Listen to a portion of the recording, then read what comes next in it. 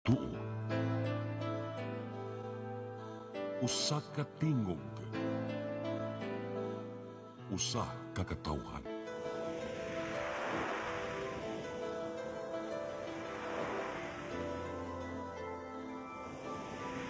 Cebu Catholic Television Network.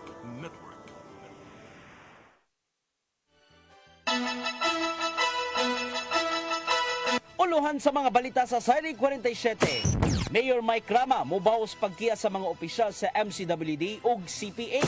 Lungsod sa Carmen, tugutan sa Kapitolyo nga mopahigayon og desiltation sa mga sapa sa Carmen. PRO 7 andam na sa ipahigayong protesta ug mga dawa Labor Day. Kapin sa tunga sa milyon ka pesos nga balor sa drugas nasakpit sa buy-bust operation sa Dakbayan sa Sugbo. Sugbo, Kabisayan ug Mindanao, Pilipinas ug katawhan kutos maabot sa tong Sibya sa tibuok kalibutan mayong hapon. Live kita karon sa CCTN Channel 47 ug kini ang tulumanon sa nagunang kasayuran nga angay natong masayran. Sa nga ni Attorney Danica Caballes, ako si Dennis Tabar ug kini ang Sayri 47.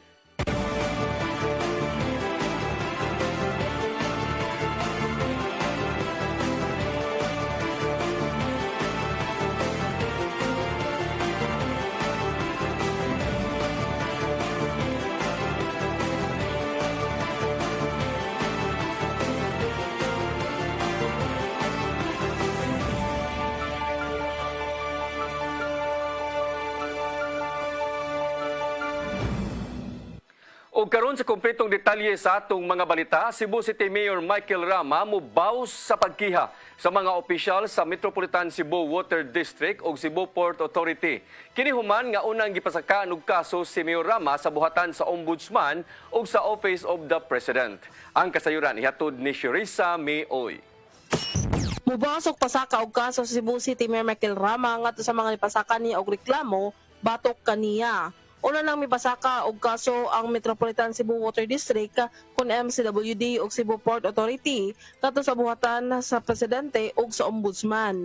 Kasong abuse of authority, grave misconduct, anti-graft and practices, act of unbecoming officials ang mga kaso nga gipasang at batok kang Rama. Wala hinuon mo direkta muhinga na si Rama kung kinsa ang iyang ipangkiha.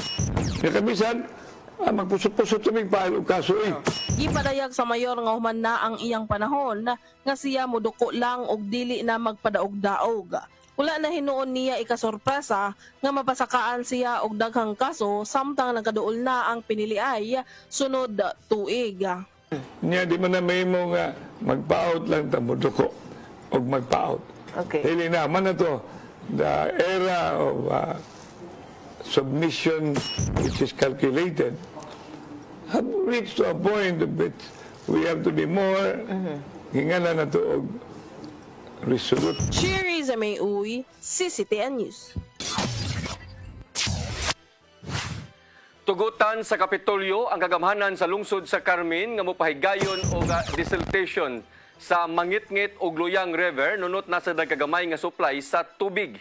Natuki sa ilang panagsabot sa Kapitolyo o nga nagkaanam na o hubas ang Luyang River nga epekto sa El Nino phenomenon. Gibutyag ni Provincial Waterworks Division Chief Engineer Ray Marinas nga muhatag mismo ang Kapitolyo og special permit alang sa mao nga sapa. Ilabi na nga nagagikan sa Luyang River sa Carmen ang 35 million liters per day nga tubig nga gihatag ngadto sa mga kasikbit nga mga dapit.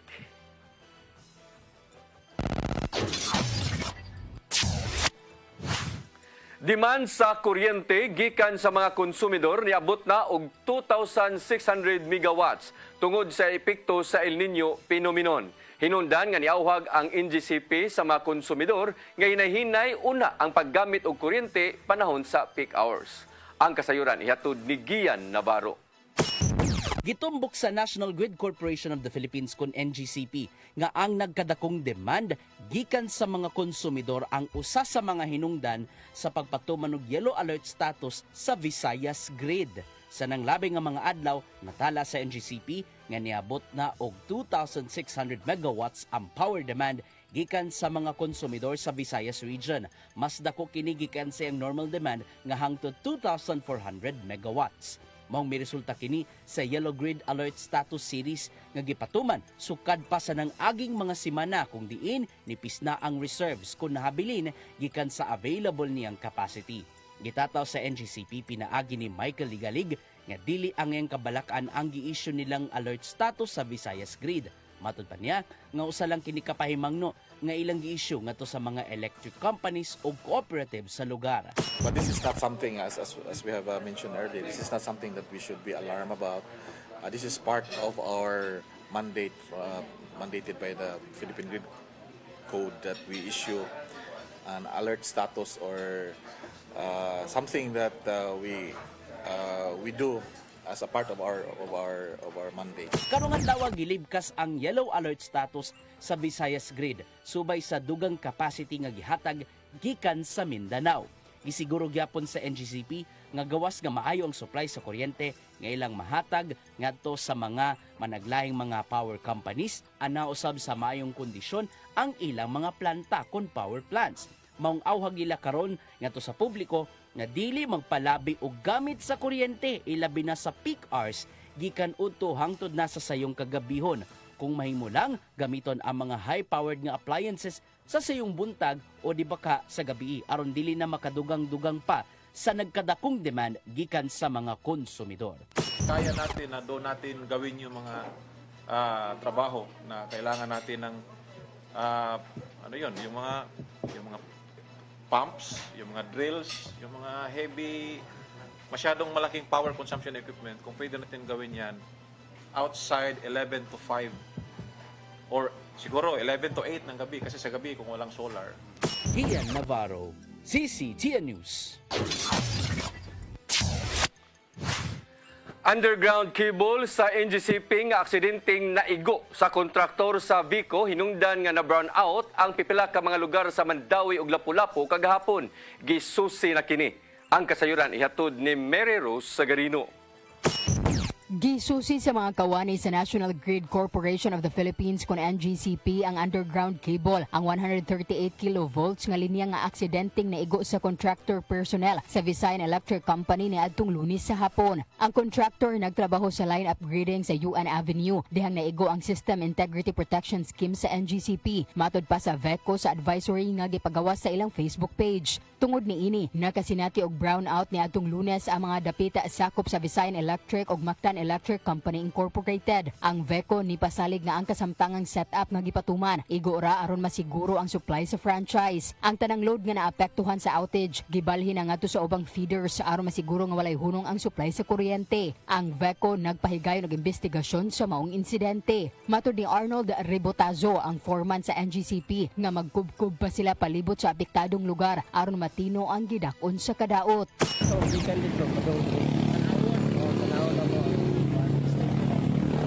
Nakita na namin na sir, so most likely, ilisan din ang bago. Ibon, na? Oo, masupayan. Supayan ang bago. Mary Rose Sagarino, CCTN News. Commission on Higher Education dinhi sa Region 7 mitataw nga ang LGU mo'y magbuot kung isuspinso ba ang klase sa kolehiyo tungod sa grabing kainit sa panahon. Suma pa nila nga igo lang mag-agad ang mga kadagkuan sa mao nga abiso. Ang kasayuran ihatod ni Gian Navarro. Natagamtaman na sa halos tanang mga tinun-an ang grabing kainit sa panahon sulod na sa classroom diin nagkasaka na ang heat index kung gibating kainit sa panahon. Hinungdan nga nagpangutana ang mga tinun-an sa kolehiyo kung apil ba sila sa gipatumang suspension sa in-person classes. Gitataw na karon sa Commission on Higher Education kung CHED Region 7 nga ang mga LGU lang mo'y magbuot kung ilakip ba sa pagsuspenso sa face-to-face classes ang kolehiyo. Matod sa CHED 7 nga ang mga chancellor, university president o susamang kadagkuan sa mga higher education institution mag-agad lang sa mga abiso gikan sa mga local chief executive. gipatuman nila ang maong protocol pinasubay sa Memorandum Number 15 Series of 2012 gikan sa CHED National Office. Local chief executives or the LGU who will declare suspension of classes because different localities may vary man, so it cannot issue a memorandum that is applicable to all provinces. So it's by province or by local government. Susama usab ang gigamit nga sumbanan kung o galing adunay bating lakat sa panahon sama na lang sa bagyo. Suma pa sa mong memorandum circular nga automatic kanselado na mismo ang klase sa kolehiyo apil ng graduate school kung o galing moabot na sa signal number 3 ang bagyo. Gitambagan usab sa CHED ang mga institusyon nga magmonitor pirmi sa mga abiso gikan sa National Disaster Risk Reduction and Management Council silang tagsa-tagsa ka mga lugar. Kini aron makahimo na dayon ang mga kadagkuan sa desisyon alang sa kaluwasan sa mga tinun-an. May painumdum usab ang CHED sa mga tungaan nga kinanan dili usab makompromiso ang school calendar days aron sa ingon makapatuman gihapon sila. The higher education institutions are required to submit school calendars in CHED Regional Office 7 at the start of the academic year. They are required. Gian Navarro, CCTN News. Mga tinun-an sa high school sa mga tunghaan sa Mandawi ni salmot sa Emergency Response Team Capability Showcase atol sa CDRRMO Day kaganinang buntag. Ang kasayuran ihatod ni Mary Rose Sagarino. Bisan pa man nga mga bata pa, gipakita sa mga tinunan sa high school sa mga tungaan sa syudad sa Mandawi ang ilang abilidad sa pagtubag sa emerhensya. Sa kalihukan alang sa CDRMO Day kaganinang buntag, gipakita nila ang ilang tatakos sa medical response o basic firefighting. Sa basic firefighting, gi-showcase ang duha ka pamaagi ang paggamit og fire hose o water bucket relay system. Gi-capacitate sa syudad ang mga tinunan aron makaresponde kung adunay alarma sa ilang mga tunghaan ug panimay. Future responder. So we're so focused now, we could educate them when it comes to being resilient, prepared on crisis time. So nga kanang focus sa mga schools karon para ingon ani nga activities para ready sila kay di man sa takaingon nga kung naay mga hitabo abot dayon ang mga more response. Sa showcase kaganina, 5 ka mga emergency response team sa mga tunghaan ang nagdigi mao ang Kasili, Labugon, Opaw, Magikay ug Basak. Matud sa pangu sa CDRMO nga tanang tunghaan ang gipaubos sa training og preliminaries ug ang 5 mao ang nahimong finalists. Aslay kanang maximum time nga gialot na gyud sa pag-perform sa drills. Then after natay cut off mo ang gi-advise na lang po ang dami. Pero ato sa gitanaw sa nato diha ang pag-execute. Nga waslay mga deviation. Procedural deviation nga gibuhat kay importante sa gud nato ang safety. Si Dr. Bianito Dagatan ang superintendent sa DepEd Mandawi na lipay sa pagpahigayon sa aktibidad. Nagkanayon nga tungod niini, mas mahasa pa ang skill set sa mga tinunan. Even a newly open school, they join. So meaning, atong maingon nga when it comes to DRR preparedness or reduction, yung yung ani nga situation, walay grado nga basihan, no grade level.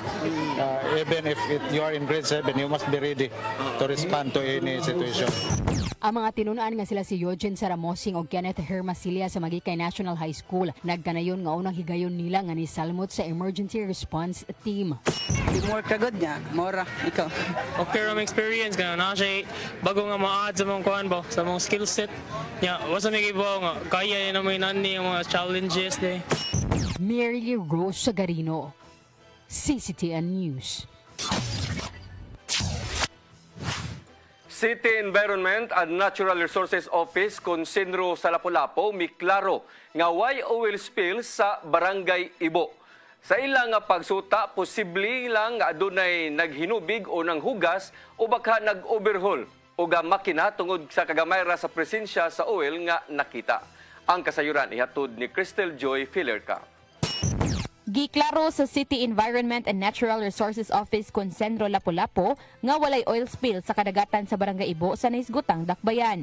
Matod ni Centro Officer in Charge Emmy Bonghanoy nga nakadawat og impormasyon ang kapitan sa Barangay Ibo nga adunay oil spill sa kadagatan nga sakop sa maong barangay. Dali kining gipaabot ngadto sa sentro ug ang buhatan kuyog ang Maritime Police ug Coast Guard daling nisuta sa maong dapit. Sa ilang pagsusi, nakita nila sa daplin nga dapit sa dagat nga naay gamay nga parte nga adunay presensya sa oil dapit sa mga kabalayan. Tungod niini, gipasubay ni Bonghanoy sa bantay dagat ang dapit nga may mga barko nga nangasagad, basin og dadala lang kini sa hangin ug sulog. Apan base sa ilang obserbasyon, wala sila makakita og timailhan nga nag-ariya og oil ang mga barko. Kinaagi sa sulog sa dagat, mamilit na siya sa PC. Yang ngadto sad sa mga mangrove area ato nagi taak ngadto pod kauban to Coast Guard ug Maritime ug ang barangay tanod sa Barangay Ibo. Wa giti mailahan nga naay mga kuan ngadto na milit nga kanang oil.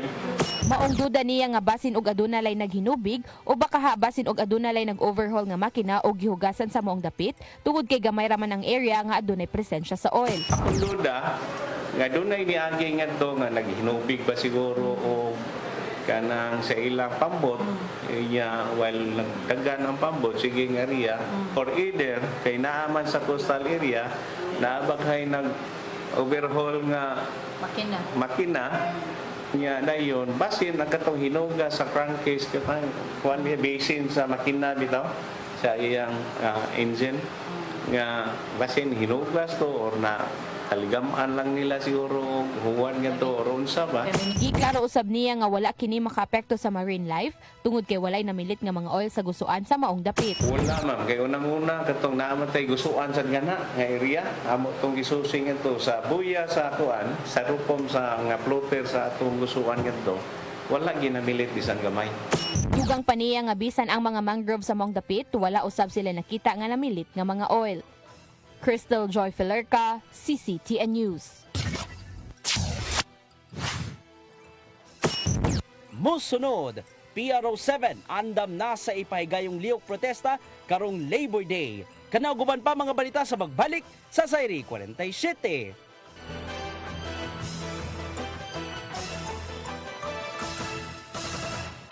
Ako si Mr. Rudy Romares, electrical subcontractor ng maong building. Ani adto nga wala pa ko mogamit og ko'y sakit akong tuhod, iglakaw na ko, akong mga lutaha, no. Labi na gikan ta sa overtime. Di sa ko ganahan mo kaon, nindot na ang resulta kay karon mo agi ta sa rampa diha, no, maglakaw ra jud ko. Mga batan-on nga mauwahin akong lakaw kay kusog na ko mulakaw tungod sa paggamit nako sa koy. So ay mo gamit sa koy kay nindot kay resulta. Daghang kay salamat sa koy. Herbal capsule, barato na, epektibo pa.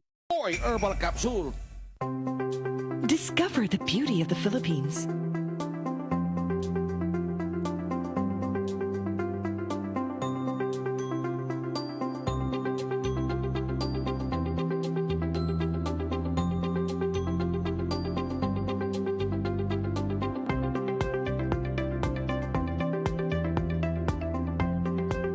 With Philippine Airlines, the country's flag carrier.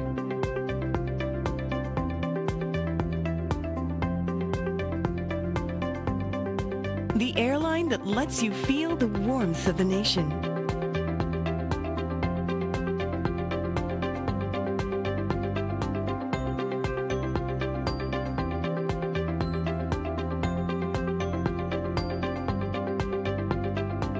Mabuhay.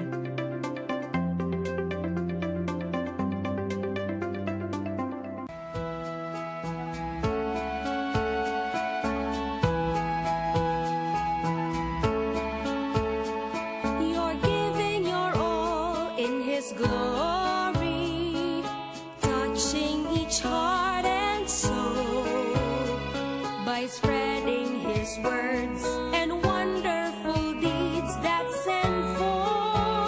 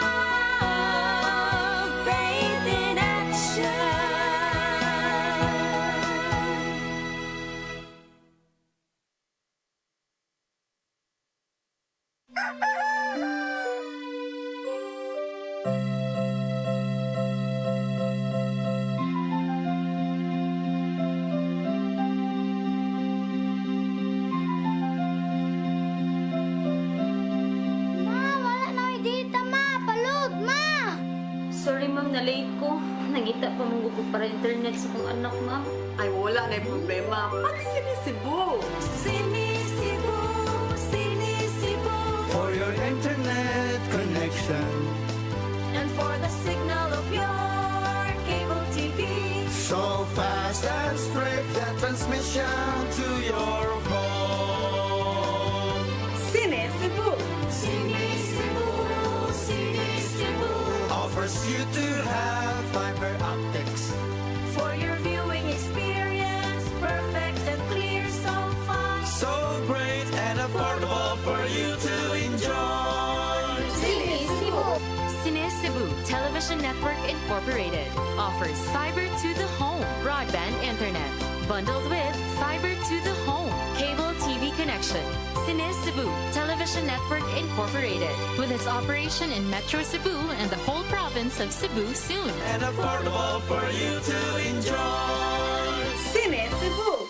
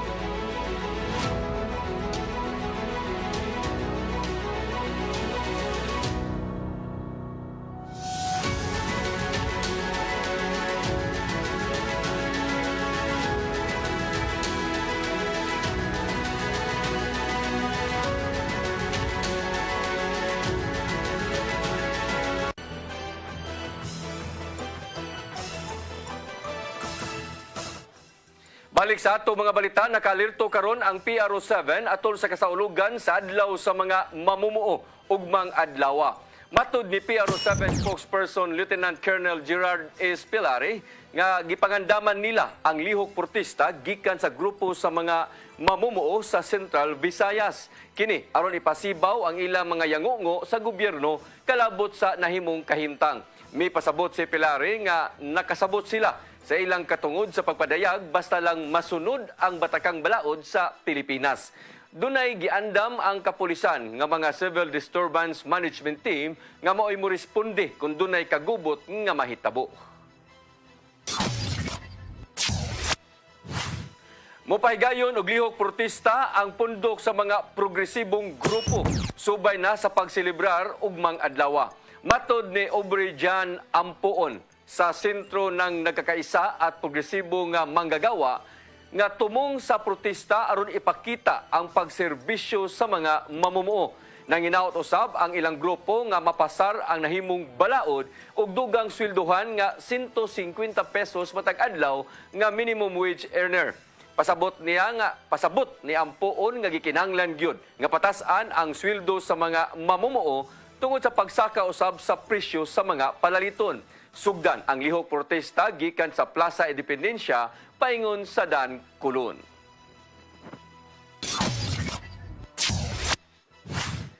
Gipahimangnuan ni House Speaker Martin Romualdez ang mga traders batok sa nagpaburot og presyo sa mga agricultural products ug uban ng mga nag-unang palaliton. Subay kini sa nagpadayong investigasyon sa Kongreso kalabot sa dakong patong sa presyo sa merkado gikan sa farm gate price sa mga utanon ug lagutmon. Matod ni Romualdez, gilikayan una sa mga traders o middleman ang pagpakahakog sa ilang kinitaan. Hinundan nga dakong antos nga giatubang karon sa mga konsumidor tungod sa kamahal sa mga palaliton.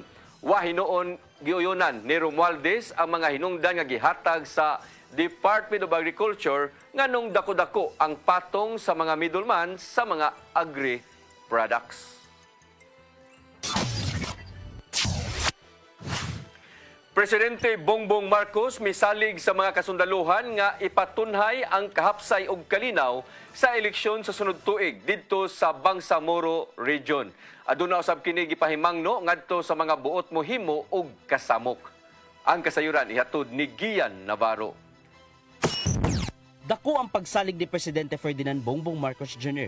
ngadto sa mga sakop sa Philippine Army 6th Infantry Division nga mapahugtan pa ang seguridad sa Bangsamoro Autonomous Region in Muslim Mindanao. Ilabi na nga nagkaduol na ang eleksyon sa sunod tuig.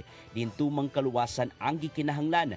Gibutyag niya kini ato sa pagbisita sa mga kasundaluhan sa 6ID sa Camp Sionco sa Dato Odin Sinsuat, Maguindanao del Norte. Mato di Marcos Jr. nga ang labing naunang parliamentary election sa Bangsamoro Region karong Mayo 2025 nakahatag og dakong tampo ngadto na sa nasod. Alang kini sa gitinguhang tumang kalinaw sulod siyang autonomiya sa BARM. Samtang mipaimangno si Marcos Jr. sa mga bot buhimo og kagubot sa rehiyon nga ila kining kontrahon tungod sa nakit-ang intensyon. Maong niauhag siya ngato sa mga kasundaluhan nga magtinabangay sa komunidad aron mapanalipdan pa ang tumang kalinaw sa palibot. Dugang pa ni Marcos Jr. nga kinanamakig-alayon ang AFP sa mga nanimuyo sa rehiyon aron molambo pa ang komunidad. Gian Navarro, CCTN News. Dakbayan sa Lapu-Lapu mopahalipay sa mga PNP personnel nga nagmalampuso nakasakmit og dulan 7 milyones ka illegal nga drugas diha sa barangay Buaya. Ang kasayuran ihatod ni Crystal Joy Filerca. Mohatag og pahalipay ang dakbayan sa Lapu-Lapu ngadto sa mga PNP personnel nga nagmalampusong nakasakmit og dulan 7 milyones nga gidudahang shabu kagahapong adlaw sa gipahigayon nga buy-bust operation sa barangay Buaya sa nahisgotang dakbayan. Nasikop sa kapulisan ang usa ka high-value individual ug giila nga si alias Obeng, 42 anyos, lumulupyo sa barangay Inayawan, Cebu City. Nakuha kaniya ang heat-sealed transparent plastic nga gisudlan sa 1,025 grams nga gidudahang shabu nga adunay standard drug price nga 6,970,000, usa ka backpack ug usa ka cellphone. Matud ni Mayor Junior Dahong Chan nga dako kini nga accomplishment sa kapulisan tungod kay mando niya ngadto kanila nga sugpon ang pagsulod sa illegal nga droga sa dakbayan. Tungod niini mopasa og endorsement ang close-up ngadto sa City Council aron mahatagan og incentives ang mga PNP personnel.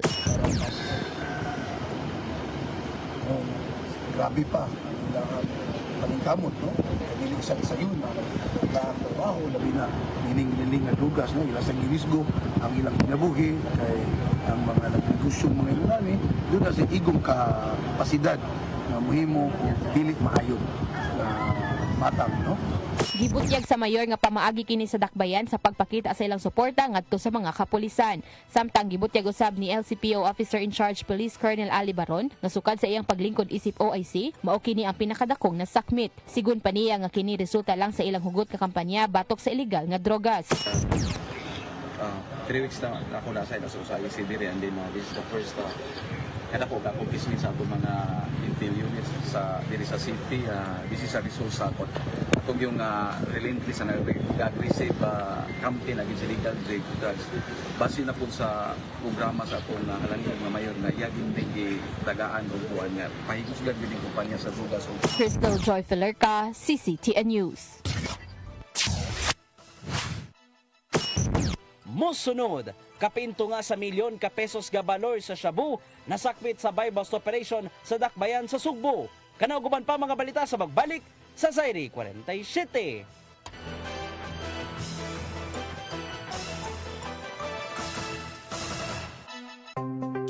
Discover the beauty of the Philippines.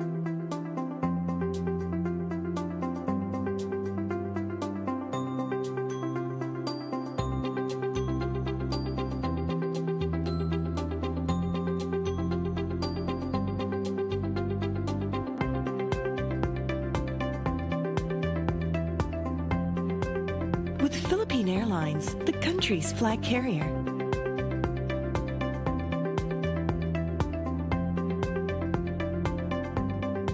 the airline that lets you feel the warmth of the nation.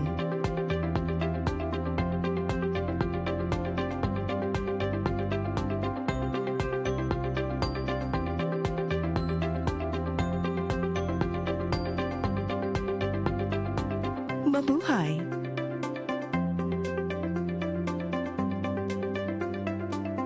Ako si Mr. Rudy Romares, electrical subcontractor ng maong building. Ani adto nga wala pa ko mogamit og ko'y sakit akong tuhod, iglakaw na ko, akong mga lutaha, no. Labi na gikan ta sa overtime. Di sa ko ganahan mo kaon, nindot na ang resulta kay karon mo agi ta sa rampa diha, no, maglakaw ra jud ko. Mga batan-on nga mauwahin akong lakaw kay kusog na ko mulakaw tungod sa paggamit nako sa koy. So ay mo gamit sa koy kay nindot kay resulta. Daghang kay salamat sa koy. Herbal capsule, barato na, epektibo pa. Koy Herbal Capsule.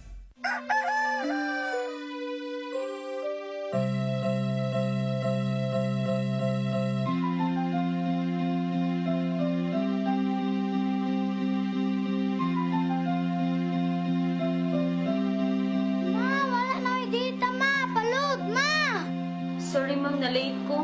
Nangita pa mong gusto para internet sa kong anak, ma'am. Ay, wala na problema. Pag-sinisibu. Sinisibu, sinisibu. For your internet connection, And for the signal of your cable TV.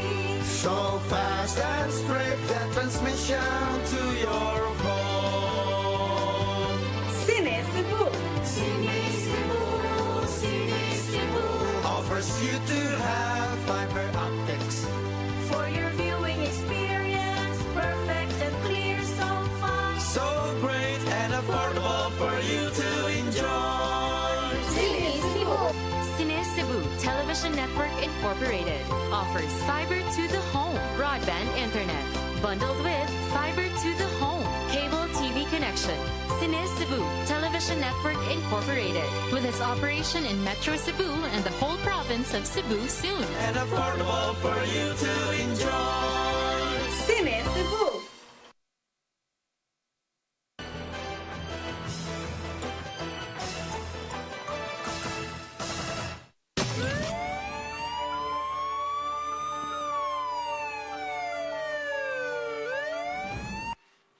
Balik sa ato mga balita, kapin sa tunga sa milyon ka pesos nga kantidad sa illegal nga drugas ang nasakmi sa kapulisan kagabi sa may sitio Lutaw-Lutaw, Barangay Santo Niño, ning dakbayan sa Sugbo.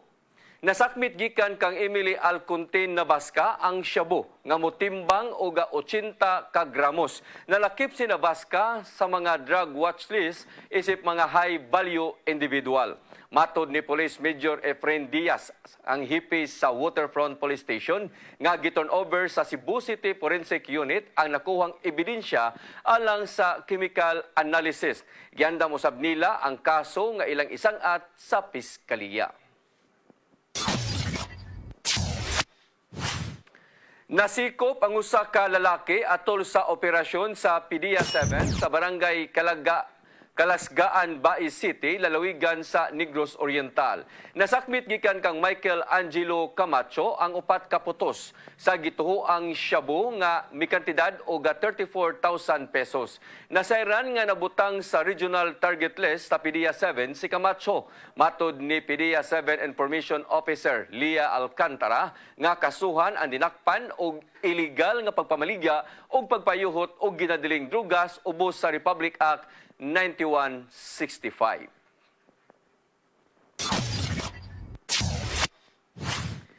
Negatibo ang resulta sa drug test sa Cebu City Mayor Michael Rama.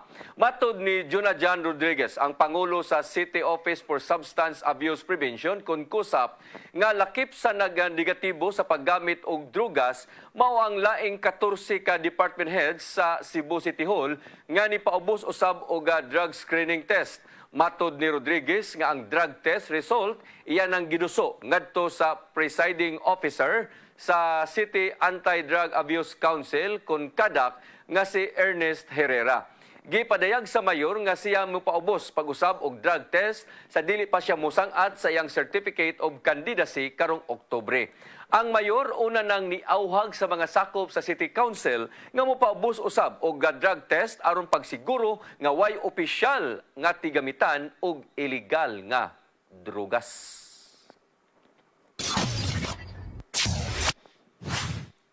Mo kadtong naglangkob sa atong mga balita sa Sayri 47, ako si Dennis Tabar. Sa nga usab ni Attorney Danica Caballes, hantod ugba dinig hapon sa inyong paboritong tulumanon, Sayri 47.